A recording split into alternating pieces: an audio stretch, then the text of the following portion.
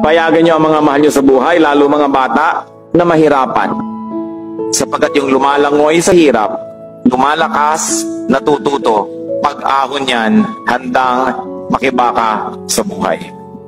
Kaya si Balagtas, lagi ko nalang kinuquote, sabi niya sa Florante at Laura, pag-ibig anak ko'y aking nakilala, di dapat palakhin ang bata sa saya.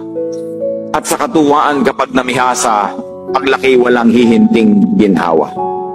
Totoo, pinalaki mo sa sarap, walang kalakas-lakas. Anting problema, tumba na. Ang taong magawi sa ligaya at aliw, mahina ang puso't lubhang maramdamin. Inaakala pa lamang ang hilahil na darat ni di na matutunang bathin. Ini-imagine pa lang ang problema, suko na, talo na. Laki kasi sa layaw, laki sa sarap, laki sa ginhawa. Kaya sabi niya, nakilala ko na kung anong tunay na pag-ibig sa anak. Turuan mong mahirapan.